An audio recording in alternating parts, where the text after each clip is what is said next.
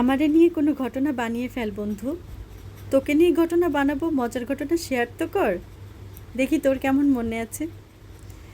কেন রে, তোর রিক্তার কথা মনে নেই? কলেজে গিয়ে কত গল্প করতাম।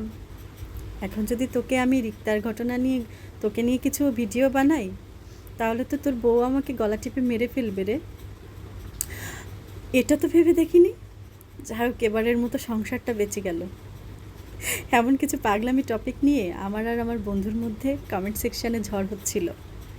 বন্ধুটির নাম হচ্ছে বেণীমাধব মিস্ত্রি। আমি ওকে বেনু বলে ডাকি। ও তাতেই খুব খুশি। দেখুন না, এক বাচ্চার বাবা হয়ে যাওয়ার পরেও কেমন ছেলে মানুষ থেকে গেছে। বেনু অনেক সহজ সরল আর অনেক ভালো মনের একটা ছেলে। আমি খুবই গর্ববোধ করি যে ওর মতো একটা বন্ধুকে আমি পেয়েছিলাম আমার কলেজ লাইফে।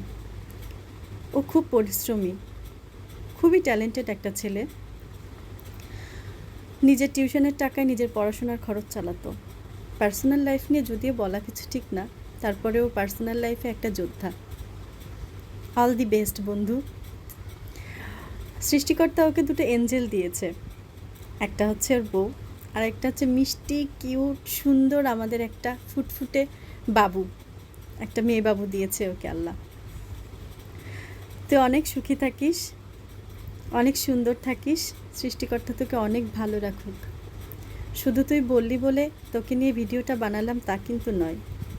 তোকে নিয়ে আসলেই ভিডিও বানানোর একটা প্ল্যান ছিল।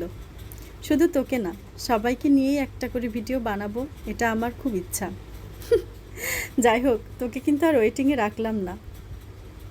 দ্বিতীয় কোনো দিন হয়তো অন্য কোনো ঘটনা নিয়ে আবার একটা ভিডিও বানাবো।